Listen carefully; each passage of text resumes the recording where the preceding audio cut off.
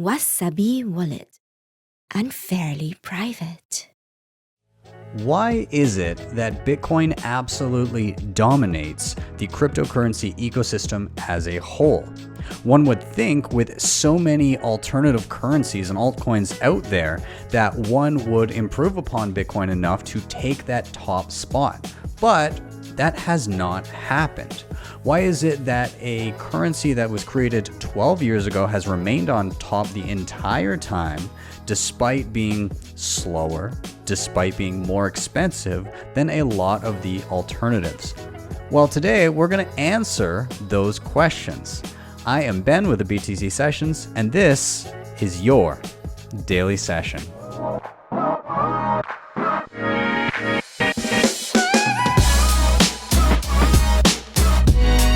Hodl the Bitcoin. Before we dive in, of course, quick shout out to sponsors of the show, LEDN.io. This is where you can use your Bitcoin for a variety of different services. Of course, they have their Bitcoin-backed loans, where if you need to get your hands on dollars, but you don't want to sell your Bitcoin because that's a taxable event, and you may be worried about having to buy back in at a higher price, this could be for you. They also have their Bitcoin and USDC savings accounts with interest rates of up to 11.7% annually, paid monthly, and they've got their B2X offering, which uses the same loan mechanism to instantly buy more Bitcoin, effectively doubling your Bitcoin on the spot. If you want to check them out, there's a link in the show notes down below. If you click that link and opt to get either of their loan products, they will toss you $25 into your savings account for free. Up next, we have the Cobo Vault. This is one of my regularly used hardware wallets, and I love it because it is 100% air-gapped. This means you never plug it into an internet-connected device. Everything is done via QR code, meaning that the keys to your money are held safe and offline. Now, this thing has a secure element, it's open source firmware, and it's usable with all of my favorite wallets like Bitcoin Core, Electrum, Wasabi on desktop, and Blue Wallet on mobile. And this thing is also super convenient to use for multi-sig solutions. So be sure to check it out. For reference, I'm using the Cobo Vault Pro. It has the fingerprint scanner and the rechargeable battery. Links down below. Now, I live on Bitcoin. My income is Bitcoin, and I pay my bills with Bitcoin. And one of the ways that I can do this is via Bitrefill. This place has pretty much gift cards for anything you could imagine, and it helps me do things like eat and get gas and go shopping if I need to. All of those things can be found on Bitrefill, and the beautiful thing about it is when I'm shopping here and getting my gift cards, I'm earning some of that Bitcoin back. I'm earning sats back as I shop. So I can't say enough good things about these guys. These are beautiful. If you are living on Bitcoin, or if you've just seen the price gone up and maybe you need to treat yourself, or you have some expenses that you need to cover, head to bitrefill.com and they will get you covered. And finally, if you're backing up any wallet, maybe your Cobo, maybe something else, maybe just a wallet on your phone, you can do that by writing it down on paper, writing down your backup that way. But of course, that is not fireproof or waterproof or U-proof. You might throw out a piece of paper. You might want to consider backing up your seed phrase in solid steel with the BillFodl over at privacypros.io. It's a solid piece of steel with little tiles that you slide in to keep your backup seed safe from fire, water, and you, because you're not likely to throw out a solid piece of steel instead of a piece of paper. So head over, check them out. And with that, let's dive into the show.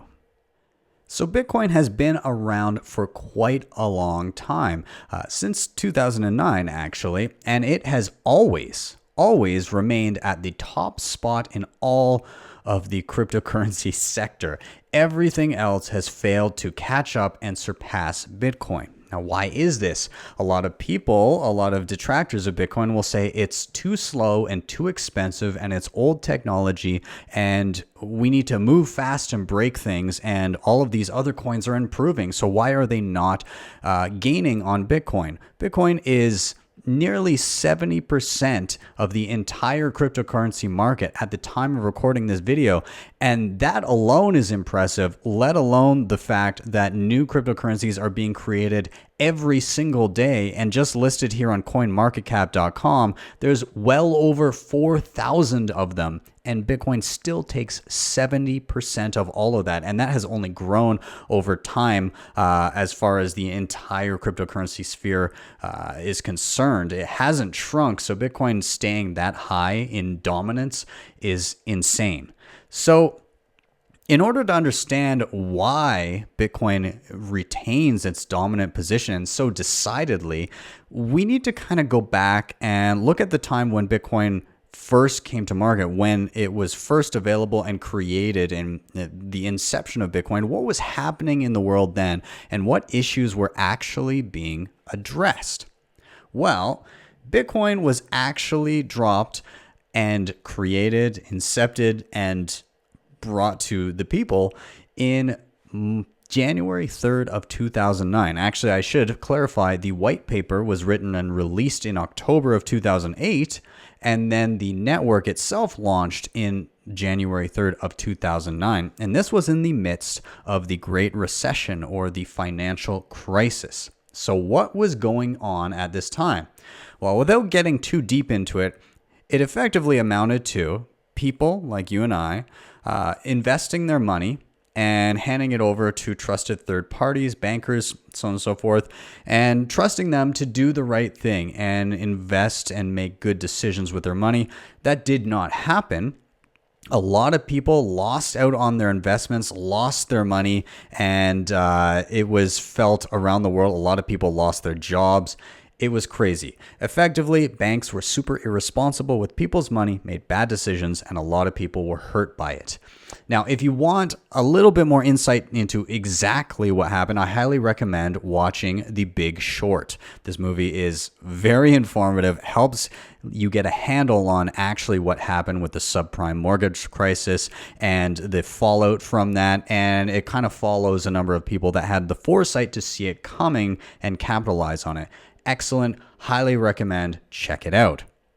But the fallout from what was happening with the financial crisis led into a movement called Occupy Wall Street. People were rightfully angry that they had invested their money to save for retirement, and that bankers had then acted so irresponsibly that it was effectively gone. People were wiped out.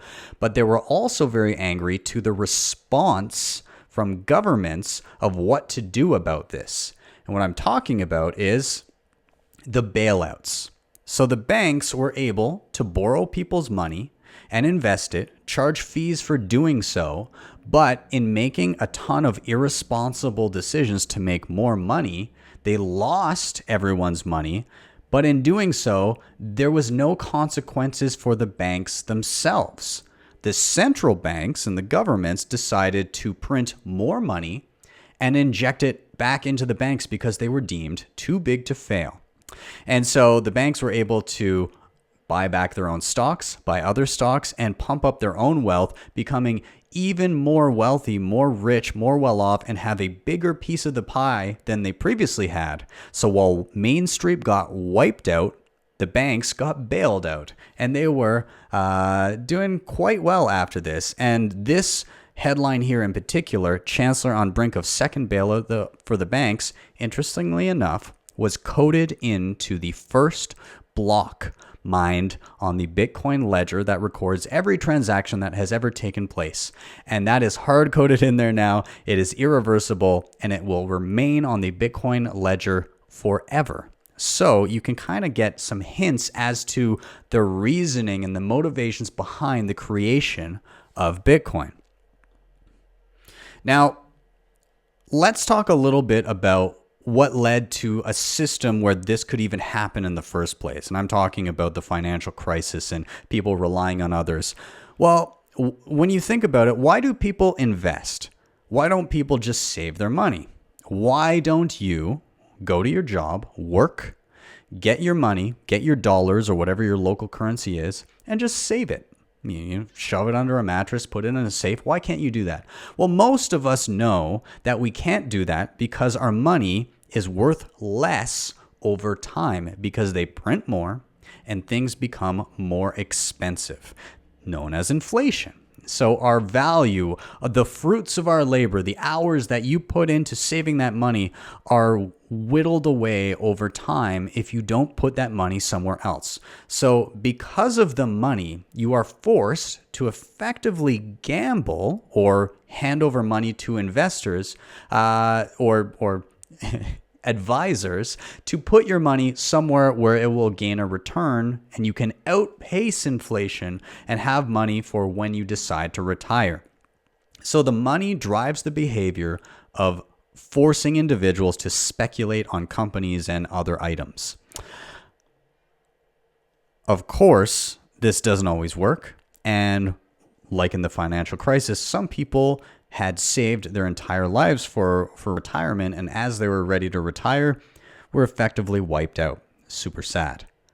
Now, this is one of my favorite quotes from an awesome Bitcoiner and podcaster named Marty Bent. He hosts Tales from the Crypt, and his quote is, "Fix the money, fix the world. It's really that simple." And it is, because if you think about it, if you could just save your money and it would retain its value, or perhaps even grow a little bit over time, then you could just do what you're good at. You could do your job, you could save your money, and eventually that money would either retain or increase in value, and you could simply just retire and live on the money that you had saved. Not so right now. So we did have a sound money before. We had a money that didn't inflate. We had a money that retained its value over time. And it was gold. We had a gold standard. But gold had some shortfalls, some inherent qualities about it that caused it not to be ideal and caused it to eventually fail as a global reserve currency. And a lot of it had to do with its physicality. Yes, gold was actually limited in its supply, so it was much easier to retain value. But because it was physical, and because it was a little bit more difficult to divide, it was less divisible. You couldn't really easily pay with gold, especially as it increased in value in relation to dollars and products and things that you would purchase. You would have been transacting with very tiny pieces of gold. And if you had a lot of gold, it was more difficult to store and secure. So that led to centralization. So people would deposit their Bitcoin into banks. Banks would issue notes that represented the gold in the vaults, and people instead would trade the notes. The notes were more divisible. You could say you owned a fraction of a gram or a fraction of an ounce of gold and trade those papers between each other. Much more convenient, much more divisible. But that led to a few different things. One, easy confiscation. This here is the Executive Order 6102, happened in 1933, and the United States outlawed owning gold, confiscated it all from everyone, and a year later actually devalued the gold. So they handed over about $20 per ounce to individuals for their gold. They confiscated it all. If it was in a vault, then it was already done and over with. If you had it in your home, they could do searches. They could look for it. And if you were caught, look at the penalties here. $10,000 fine or 10 years imprisonment or both if you violated this order. So most people, they handed over their gold, or it was just readily confiscated in those vaults if it was already in centralized hands. At that point, they were given about $20 a pop per ounce that they held. A year later, the Treasury and the Federal Reserve stated that gold was now worth $35 an ounce. If you think about it, what they actually did is they devalued the dollars that they just gave to the people in exchange for their gold. They made their money worth less. Fast forward to 1971, the world was on a gold standard effectively. The United States dollar was backed by gold, and the United States dollar was the world reserve currency. And many countries held gold with the US. Well, as the US was fighting the war in Vietnam, it became clear that, something fishy is going on because they shouldn't have enough money to continue financing this war. And people started realizing that they were indeed creating more dollars than gold that they held in their in their vaults, effectively. And so countries began trying to repatriate their gold, to exchange the US dollars that they had for gold. And what was the response? Well, the US effectively reneged on its promise, and it refused to give back the gold and said we're temporarily suspending convertibility of dollars to gold. Well, that temporary measure has never been reversed, and we are on a fiat money standard, meaning that it's not backed by anything. It is by decree. The government declares this is the currency, this is what we use.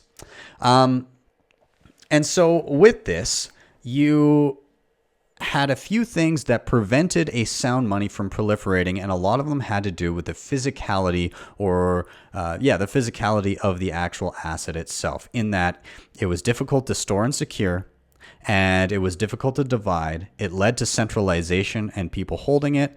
You couldn't audit it. And by the time you started to try and audit it, well, it was too late and it had already been debased and inflated. And so this brings me to the questions that need to be addressed with Bitcoin to improve upon gold and actually successfully create a sound money for the world. And so the questions here is it sovereign sound money? So a money that is sound, that is finite, that is outside the control of any one state. So is there a capped supply? Well, let's take a look at Bitcoin. Bitcoin will only ever have 21 million units. Now, each one of those units are divisible, kind of like you have dollars and cents, dollars and pennies. Bitcoin has Bitcoin and sats. The difference is there's a lot of sats or satoshis in a Bitcoin. There are 100 million satoshis in one Bitcoin, but there's still a capped supply. That's the max there will ever be, 21 million Bitcoin. Now, when you start looking at some of the other cryptocurrencies out there, let's take the number 2 coin. Now, this, you think number 2, it must be equally scarce or close to. Not so, because Ethereum actually has no cap. There is actually no limit. Now, initially, when it was launched, there was an assumption that there would only ever be around 100 million Ethereum created, while it's 114 million in circulation right now, and we have no idea how high that will go. So there's really no promises there.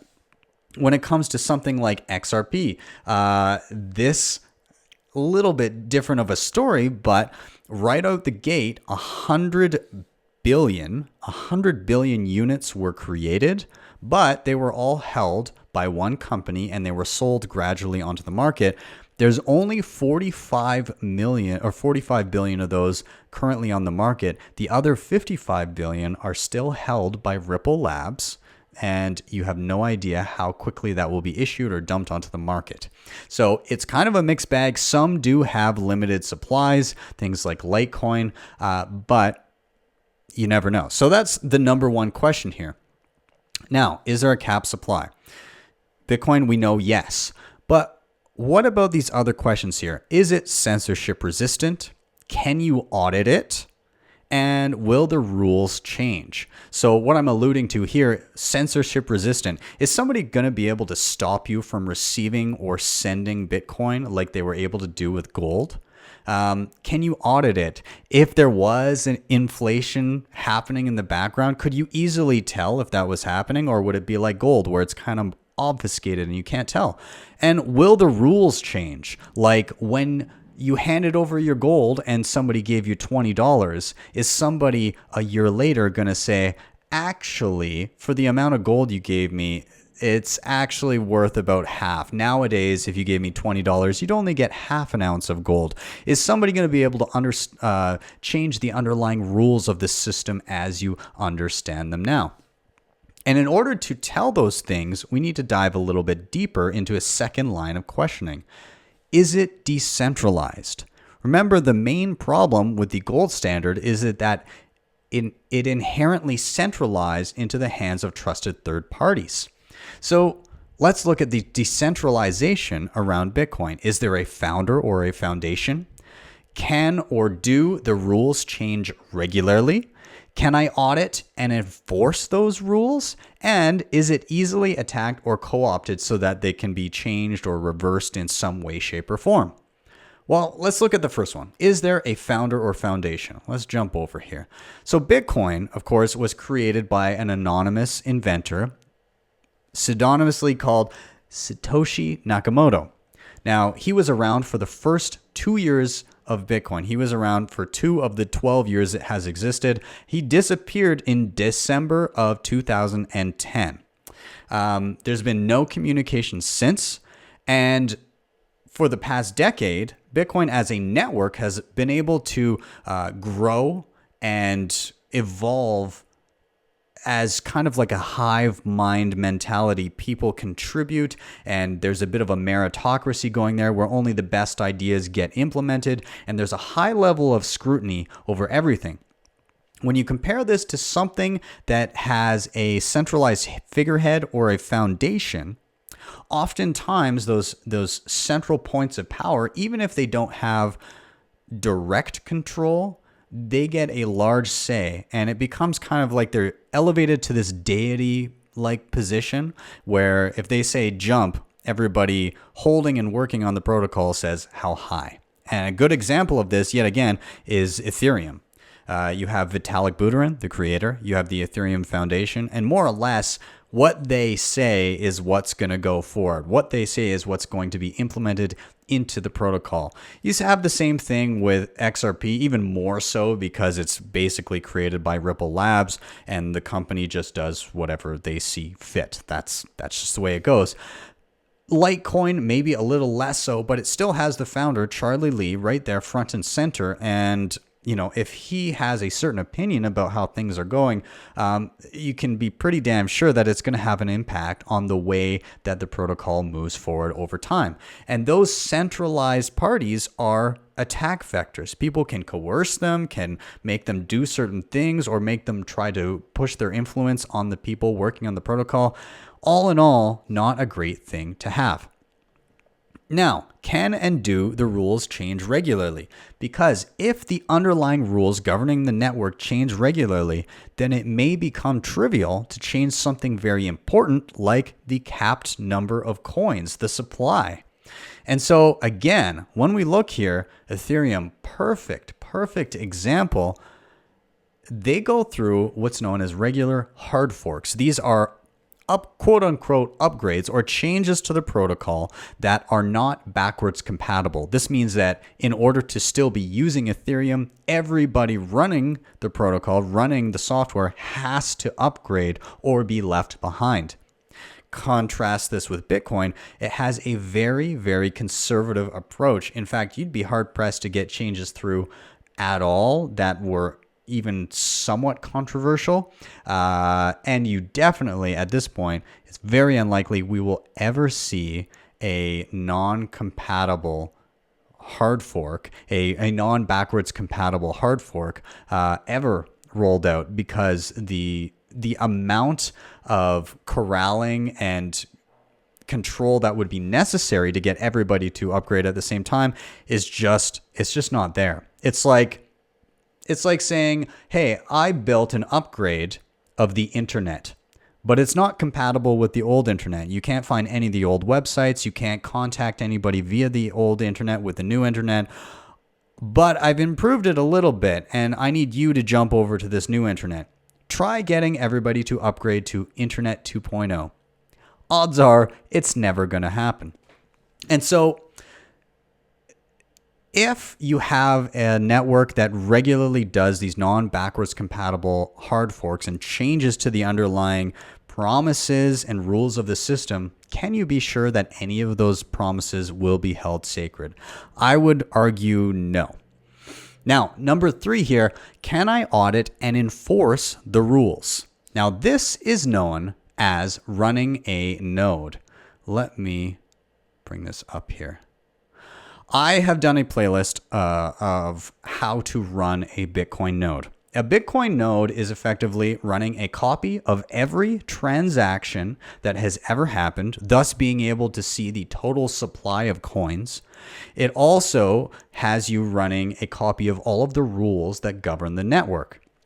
And so what this does is nobody can force you to change the software you are running. So if somebody tries to break those rules or change those rules, if you're running a node, you will ignore what they are doing and they will have no effect on the coin, Bitcoin, that you are using. And so running a node it's kind of like, it goes beyond democracy. So it's not like you're voting for what the best coin is. You're saying, this is the coin and the rules I want to use. And if you don't like it, tough luck, that's what I'm doing. It would be like if you voted in an election and regardless of who won or lost, you got to go by the rules of the party that you voted for. So is it easy? The question that I'm addressing here, can I audit and enforce the rules by running a node? Is that an easy action for me to do? Now, Bitcoin, the entire protocol is based on making this easy and accessible for anybody who chooses to do it. And again, I've done tutorials. I'll link to the playlist down below, but it's easy to set up and run a node. It takes a bit of time for it to sync up with the network initially, but you can do it very cheaply with little or minimal hardware at all. You could probably run it on your laptop right now just by downloading a program and running a whole Bitcoin node yourself. And so with this, you can then enforce the rules and audit it yourself to ensure the number of Bitcoin remain within the parameters stated that there will only ever be 21 million. You can check if more has been issued than should be issued. And we saw an example of this past September. We saw a global synchronized audit of the Bitcoin blockchain. And anybody who wanted to, who was running a node, could have at that moment in time typed in a simple command and gotten back an answer of how many Bitcoin existed and were circulating at that current time. We did it. Everybody was on Twitter and tweeting their answer that they got. And across the board, it was unanimous. We all got the same number. People tried to do this on Ethereum. And unfortunately, it was not so simple. Now, Ethereum has gone the route of allowing a ton of information to be put onto the Ethereum blockchain, which means it can be prohibitively expensive to run a node, and you have to have a very, very good internet connection, a lot of great hardware in order to do this and be able to keep up with the network and get the right answers. And when people started asking around saying, hey, can you actually audit this thing yourself? The answers that came back were all different. Everybody was getting different answers because the software was not syncing up well, was not actually able to keep up with the network itself. And to this date, I haven't really seen a concise audit of the Ethereum blockchain. And that over time will only get more difficult. And so with Bitcoin, the idea is let's try and limit the amount of data kept on the Bitcoin blockchain so that it remains accessible and decentralized for those audits and for people that want to enforce the rules themselves. Other coins have taken totally different approaches, and even if you can easily run a node right now on some of them, if it comes to a point where any of those networks get meaningful usage and more transactions, then that function can effectively become, again, prohibitively expensive and onerous for people to do. And that's why I like the approach of Bitcoin itself. Now, let's keep going here. The other thing I wanted to touch on is, let's say you did have a coin that ticked all the boxes so far that I've mentioned. It's decentralized. There's a good cap on the number of coins. You can run a node. Everything seems all good. There's not going to be too much data on the blockchain in the future. Is it easily attacked or co-opted? Because even if you have all of those things, if your network is not robust and secure enough, transactions can still be reversed and it can still be co-opted. And so let's take a look at a couple examples of this. Now, the first one is when some people tried to do this to Bitcoin in 2017. It was known as SegWit2x. 50 of the largest Bitcoin companies in existence, which was most of the industry at that point, and 80% of the miners, the people that actually do secure the network, attempted to push through a change that was not backwards compatible, that would adjust the amount of data that would go through on the blockchain, which we've discussed. That could, if that was a precedent set, it could become onerous for people to run their own nodes. And they also, in the midst of this change, were trying to push through a power play so that they could install their own developers that would allow them to more easily make changes to the Bitcoin protocol in the future. Huge red flag. Well, what happened was astounding and totally unprecedented. Individuals running their own nodes opted out. They looked at these changes and said, listen, this is no good for the long term. And they stood up in the face of basically the entire industry and said, we're not going to run this software. We're just not. And furthermore, there were some futures markets where people could speculate on the price of what would result from these two differing networks. And the one that was going to be the change with all of these companies and all of these miners ended up having a projected value of about a quarter of a Bitcoin. So investors that were holding onto that coin would have effectively, had they converted over, lost 75% of their value at that point. And so last minute, basically the entire industry backed down and knelt to the will of individuals standing up for what they believed in for Bitcoin, which is amazing. Now, this is important to note that the miners are people that volunteer their computing power to check, or rather to put together transactions and present them to people who run nodes and say, hey, I put together these transactions and I'm securing the network and I believe all of these sit within the rules, and take a look and confirm this. And miners who do that, they get rewarded with transaction fees on the Bitcoin network and newly created Bitcoin, although that dwindles over time to keep within the limit. The miners protect the network and prevent it from being co-opted, and prevent people from mucking around and trying to reverse transactions. And with a large decentralized network, that becomes prohibitively expensive to try and block transactions, to try and censor them, to try and reverse them, to do anything that would undo a transaction that somebody wanted to have happen. Now, if you notice, this is a chart of the Bitcoin hash rate, the measure of the computing power securing the network, and it has been steadily going up. In fact, you can't even see it in the early years because it has grown exponentially. It is massive. The amount of computing power is astounding here. If you notice down below, there is actually another hash rate here. I believe it's Bitcoin Cash, and the rest are negligible if you bring in things like Ethereum and Litecoin and Ethereum Classic. Some of these other coins, their hash rates, they don't even measure. They don't even register on this chart. So they're not even close to in the same realm. And what can happen if you don't have a robust network with the largest amount of computational power backing it up? Well, you can get a 51% attack. And this means that somebody that is able to gain 51% of the computing power securing the network can start to tinker around a little bit. And if they get more than 51%, then they can start to reverse transactions or double spend and strategically try to steal money. And this has happened many times in the past. Coins like Verge and Ethereum Classic and Bitcoin Gold and Feathercoin and Vertcoin have all been 51% attacked. And a lot of these attacks typically look like somebody gains a large percentage of the mining power on the network, and they'll send a large transaction of whatever the coin is to an exchange. They'll trade it for something that is less reversible or irreversible, like Bitcoin, and then take that money off the exchange. So they've deposited, say, Vertcoin. They traded it for Bitcoin and withdrew it.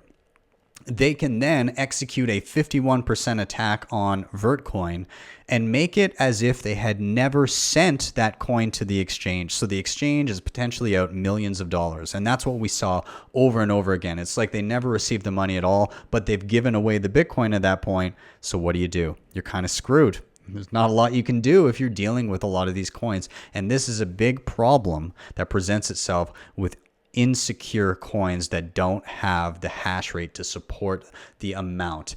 This is a website called crypto51.app, and it actually shows how much mining power you could rent of a total network. Some of these are well over 100%, thousands. So you could rent multiple times the amount of computing power securing the network.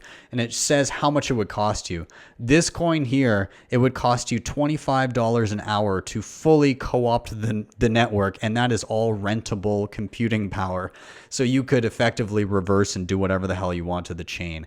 And you can see a lot of these coins have basically could be attacked for next to nothing.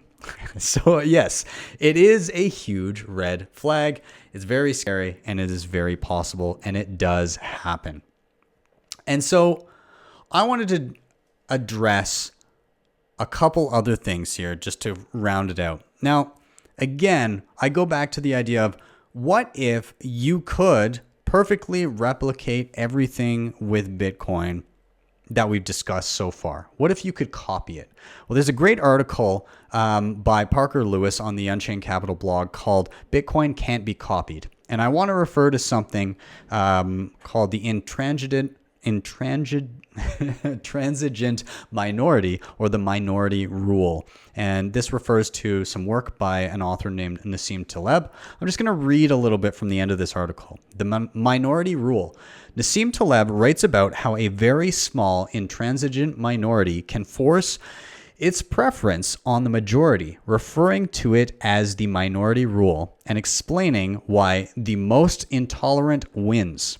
Bitcoin, a monetary system, and monetary systems are a perfect example of this phenomenon. If a very small minority converges on the belief that Bitcoin has superior monetary properties and will not accept your form of digital or traditional currency as money, while less convicted market participants accept both Bitcoin and other currencies, the intolerant minority wins. This is exactly what is happening in the global competition for digital currency supremacy. A small minority of market participants has determined that only Bitcoin is viable, rejecting the monetary properties of all other digital currencies, while the majority is willing to accept Bitcoin along with the field. Because of intransigence, the minority is slowly forcing its preference on the majority. In the world of digital currencies, diversifying by picking the field is the equivalent of letting the crowd, or the intolerant minority, choose what your future money will be, while resigning yourself to only a fraction of what you otherwise would have saved. Evaluate the trade-offs and consider the minority rule before trading your hard-earned value for a flyer. Money doesn't grow on trees. And so, again, what Parker is getting at here is, if you look at exchanges, digital currency exchanges, have you seen many that don't accept Bitcoin? Odds are you probably haven't seen any. Have you seen many that won't accept certain altcoins? What about merchants that do actually accept digital currency as payment?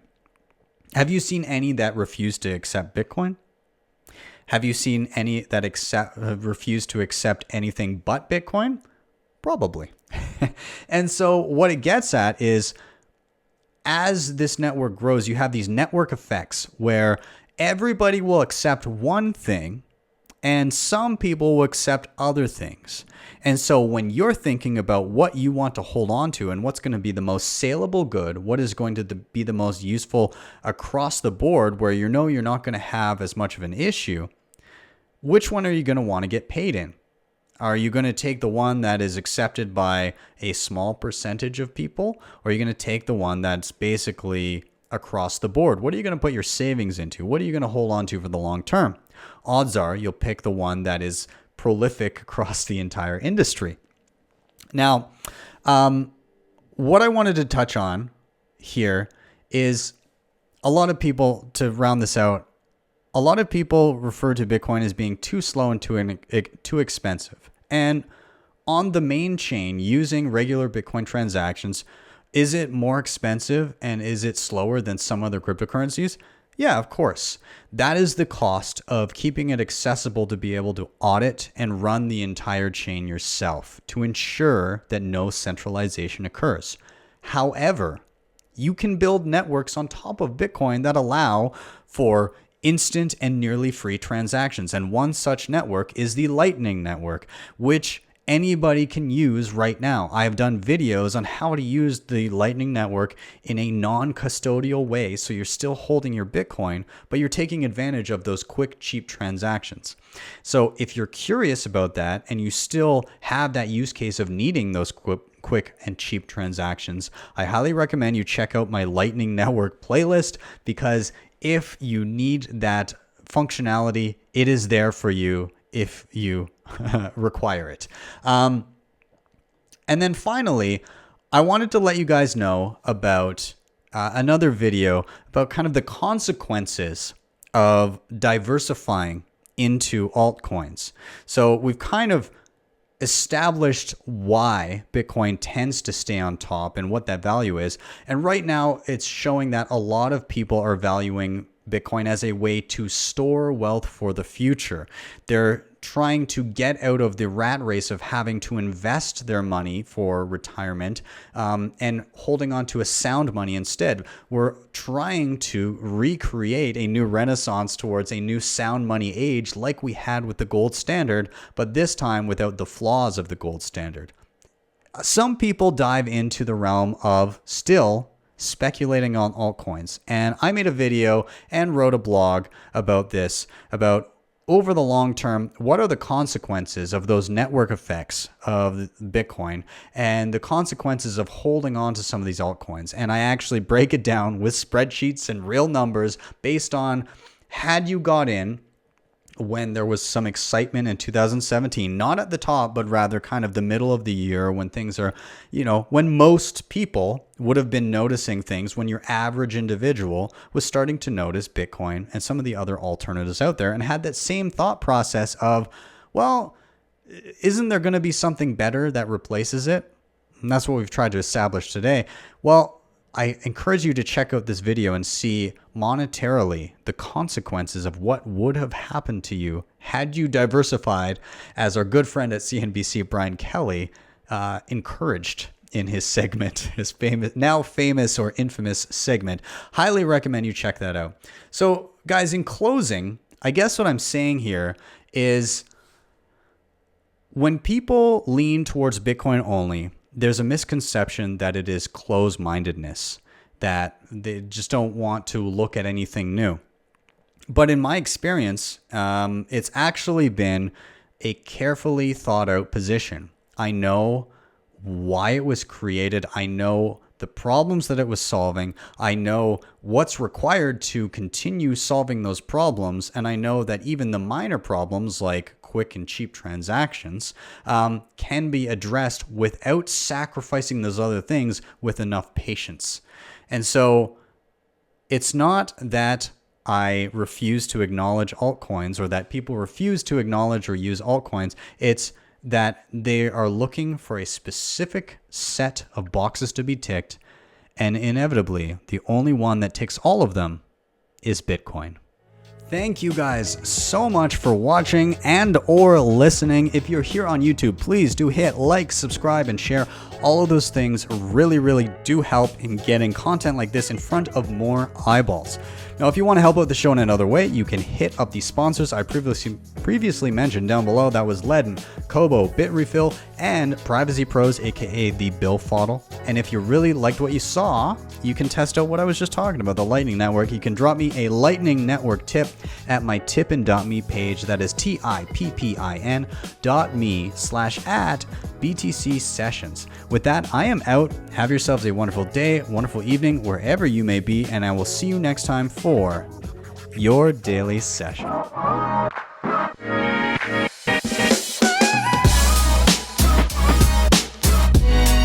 Hodl the Bitcoin.